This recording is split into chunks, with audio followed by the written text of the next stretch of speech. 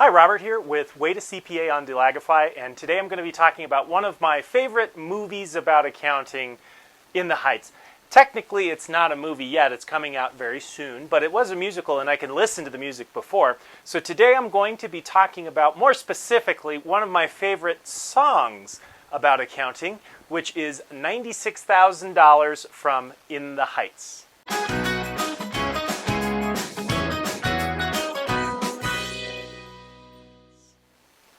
The reason I like this song so much is there's a lot of accounting in it. Also, it's a good song by itself. You should listen to it if you haven't already. I'm going to be giving very minor spoilers for In the Heights. In the movie, at some point, there's a winning lottery ticket, and everybody's talking about what they would do if they were the winner. What I'm going to be critiquing today are those plans, how realistic they are, how good of plans they are, and what is the accounting behind it all? All right, so let's listen to the song. Yo, yo, yo. Yo, yo, I'm sorry. Was that an answer? Shut up, go home, and pull your hands up. As for you, Mr. Frodo of the Shire, what? 96 G's ain't enough to retire. Oh, come on. Okay, so that's a 1 point for Usnavi here. He has pretty good business head on him. 96,000 is not anywhere near enough where you need to retire, especially in New York City. In New York State, they estimated at a bare minimum you need about $1.3 million to retire, but you really shouldn't use these rules of thumb. And the main reason being, different people spend different amounts of money. That's very obvious to us. If you've ever interacted with somebody who spends money, you know some people are really bad with money. They spend a lot. Some people are very frugal. They hardly ever spend money. The person who spends a lot is going to need a lot more to retire. But at a bare minimum, just to pay for your basic necessities like food, health care, housing, you're going to need over $1 million. Not have enough to knock your ass off his taxes. You'll have a knapsack full of jack after taxes. Okay, taxes, that's going to take up a big part of the $96,000. Usnavi has a very real concern. Let's do the math. Figure out if it is in fact a knapsack full of jack or enough to knock your ass off its axis. Very different assessments there. First, we have a federal tax rate. Different people are in different tax rates. The more you earn, the more you have to pay. Now, having all this income come in, that's going to be taxed as ordinary income. That's probably going to bump you up into a higher tax bracket. But for most of that income, almost all of that income is going to be taxed at the 25% rate. So let's just use 25% to make it easy math. 25% for federal taxes, but you also have New York State taxes. Based on that same income assumption, those New York State taxes are about 6%. On top of that, they're going to need to pay their New York City taxes. That works out to be about 3.8%. All in, we're at about 37.8%. Multiply that times 96,000, that is $36,288, meaning that they have about $60,000 left over. I'd put that somewhere in the middle, but it's closer to the knock your ass off its axis side, I would say. You have quite a bit left over after taxes, Usnavi. It hurts, but it's not all of it.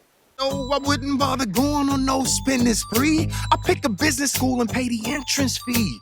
And maybe if you're lucky, you'll stay friends with me. I'll be a businessman richer than Nina's daddy. The retirement idea didn't really work, so let's think about the business school idea. That's actually a better idea. One, it's pretty darn realistic. Most schools, you can get an MBA from anywhere between $100,000 and $200,000. Now you need a little bit more for living expenses, but Benny can take out loans. He can use that as a nest egg, as a down payment when he's starting business school. Use the loans to bridge him the rest of the way there. That's very reasonable. Also, if he goes through, assuming he's getting an MBA, that's my guess. If he's getting an MBA, his salary coming out of business school on average is going to be about $90,000. That's pretty good. That's probably more than he's making right now, and that is going to be income for the rest of his life. So that smaller investment, so let's call it $200,000 for an MBA, you got that smaller investment. If it gets you an additional, let's call it $40,000 every year between now and retirement, that is a huge nest egg. That is going to add up to a really big amount. It's silly when we get into these crazy hypotheticals. You really want some bread, then go ahead, create a set of goals and cross them off the list as you pursue them. And with those 96, I know precisely what I'm doing. Good for Usnavi. This is exactly what financial planning is. If you go to any financial planner off the street, this is exactly what they're going to do. They're going to set a list of priorities for you, make you choose which one is the most important, and then give you concrete steps on how to reach those goals, just like Usnavi is saying. I'm going to write it down. I'm going to have a checklist for success, and then I'm going to go down the checklist and do everything. That's exactly the right way to do it. That's exactly what any financial planner would recommend for you. It takes half of that cash just to save my ass from financial ruin. I also think that it's fairly realistic for Usnavi to pay off his bills. I do, however, have one concern, and this is something that I've seen in the past. Using that found money to bridge the gap in the business is very dangerous. And before you do that, you have to answer a question of, is this a liquidity problem or is this a solvency problem? Liquidity just means you don't have enough cash to pay your bills right now. Most of the accounting ratios look at this liquidity, this short-term problem, as 1 year or less. Can you pay everything that's due in 1 year or less? Solvency is a little different. Solvency looks down the road. Can you eventually pay back all your loans? So are you getting more and more in debt each year, or are you able to pay them off and have more revenues, expand, get better income to make that debt eventually go away? If they can't even afford to pay the interest off, there is no way they're going to be able to pay off those loans, let alone way down the list of people you pay as your investors. So assuming this is a liquidity problem, so let's assume that they're on a good trend, right? And he just ran into a temporary setback. Boy, I can really think of this right now of COVID, right? That's a temporary setback, especially if you're in like a restaurant. If you have a really profitable restaurant, and then COVID puts you in the tank, you can't even pay your employees for a year. You just got to hold on. You just got to get through. And assuming everybody comes back, you're going to be a profitable business again. It's just a little hiccup. So Usnavi really has to ask the question, right now, is this just a little hiccup, or do I need to be looking for a different business? Do I need to be looking for an exit plan? 96,000, I'd finally fix housing. Give the body your computers and wireless web browsing. All right, so Sonny here has a very ambitious goal, I would say. Now, in terms of is it a good plan or a bad plan, I think this type of thing is important. And I also think we can look at some numbers here. We can do some accounting. In a lot of instances, programs like this one tend to be self-sustaining when you're looking at it from a government standpoint. Now, from Sonny's standpoint, he's probably never going to get the money back. But if he's okay with that, this tends to be a pretty effective way to get the change that you want. If the realistic part of it, I don't think it's very realistic because remember, we're working with $96,000. First, let's look at New York City. Okie dokie, so let's take a look at this budget here. And looking at the New York City budget for 2021, we have the Housing Authority. They do a lot of the stuff that Sonny is talking about. They help people get into homes. They do subsidized housing like Section 8. They have a budget of $300 million.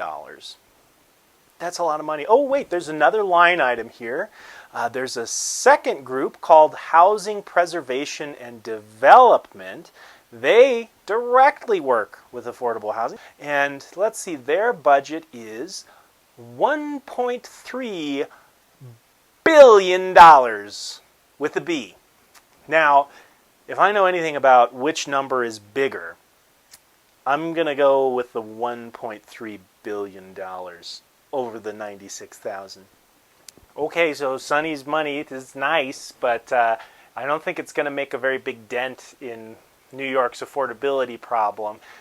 If you look at it in terms of the overall budget just from the city, Sonny's money would make up about 0.007%. very realistically helping anybody very much. You know you love me? Okay, breaking it all down, it looks like Usnavi is the one thinking like a financial planner. He's got his goals laid out, and he's going to go through, check off the list. They're all realistic goals. That's very good. I guess for accounting realism, I suppose, if I have to give it a score, I'd give it an A. It's not an A+, I've seen better out there, but it's all realistic, and it all makes sense. Also, you get some bonus points for Usnavi's amazing ability to do mental math. Thanks for watching. Please be sure to like, subscribe, and share. That's what allows me to keep doing stuff like this. And as a thank you in advance, here is a clip that reminds me of busy season. This is going to be an emotional roller coaster. The odds are against you. But there's a chance, right?